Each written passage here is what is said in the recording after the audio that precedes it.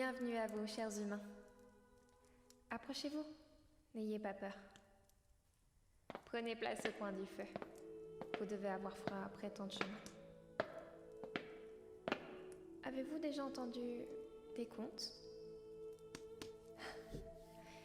Il est vrai que vous en raffolez, vous les humains.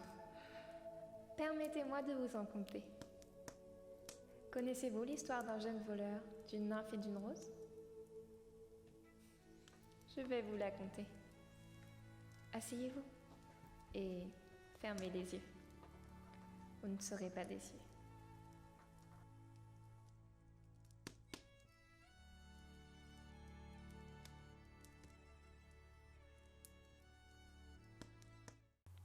Il était une fois une belle et jeune fille aux cheveux blonds cuivrés et aux yeux à la fois vert serpent et bleu océan. Malgré de nombreuses années d'existence dans le monde des hommes, la jeune femme vivait dans une solitude réjouissante. Elle détenait entre ses mains un don extraordinaire et pur insoupçonné de l'homme. À chaque pas qu'elle faisait, naissaient d'intrigantes roses rouges, vives, brillant comme le soleil. Lorsque ses mains effleuraient les pierres usées et blanchâtres, des ronces perfides et ténébreuses tournoyèrent sur les piliers ciselés. Elle sculptait le paysage avec passion et grâce selon ses désirs. La végétation s'élevait bien plus haut, sur les ruines divines. Tout cela était harmonieux, et pourtant troublant. Au cœur de cette symphonie végétale demeurait dans un socle de ronces une fleur. Une fleur noire aux formes confuses, excentriques et énigmatiques.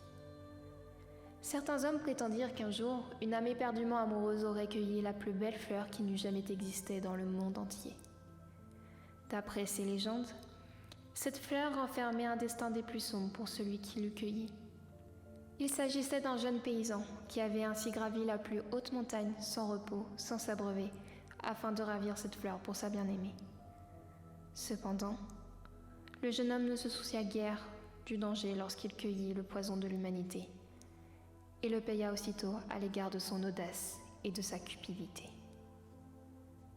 Dès l'aube, il reprit chemin vers son village. À son arrivée, sa bien-aimée était allongée dans son lit, brûlant d'une fièvre féroce.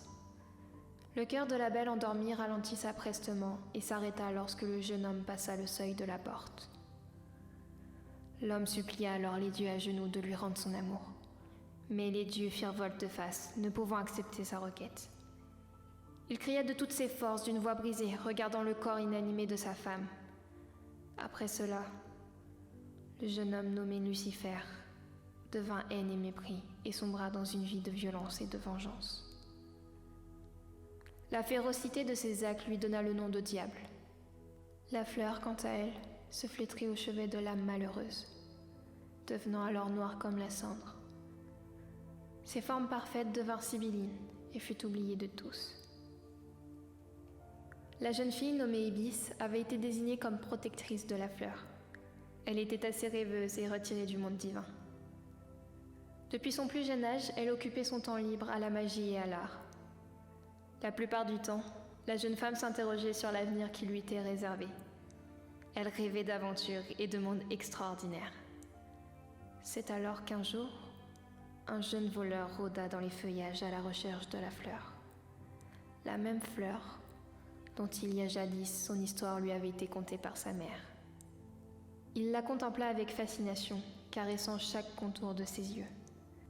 Elle se changea alors, illusionnant sa beauté avec des formes parfaites, brillant de mille feux d'une couleur rougeoyante de passion.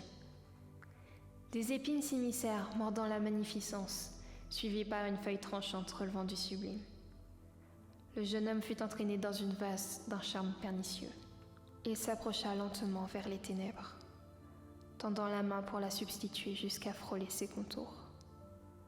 Soudainement, Ibis poussa un cri lorsqu'elle aperçut le jeune voleur.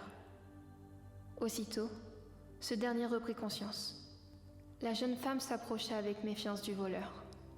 Ce dernier la fixa avec insistance et s'avança avec fascination devant sa beauté. Bonjour mademoiselle la nymphe, je me nomme Canis. J'ai gravi cette montagne en espérant trouver la rose. Pourrais-je vous l'emprunter pour une journée seulement? Ibis fut gênée de lui refuser ceci, mais elle ne pouvait lui accorder. L'homme se mit à genoux. Je vous en prie mademoiselle, seulement pour une journée. Ibis se détourna de lui.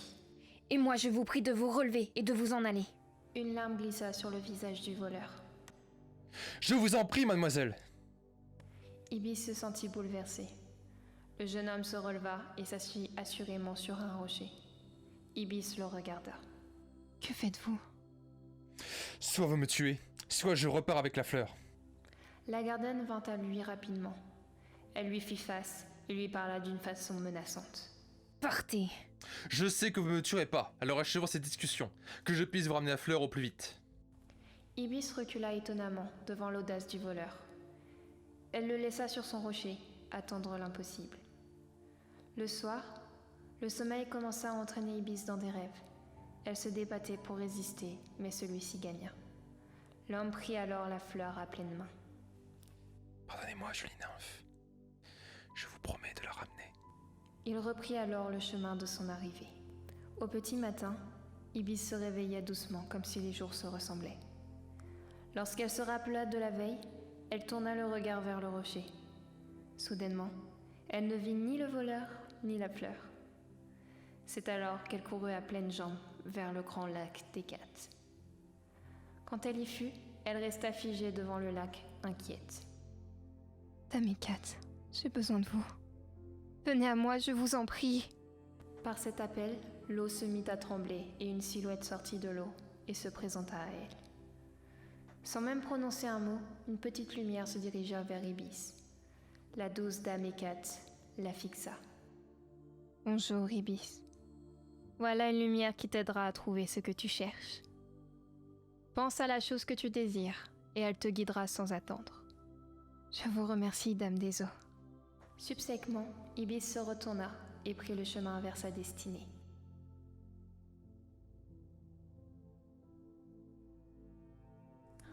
Que voile, il se fait tard. Allez vous reposer. Vous devez être épuisé. Je vous conterai la suite demain.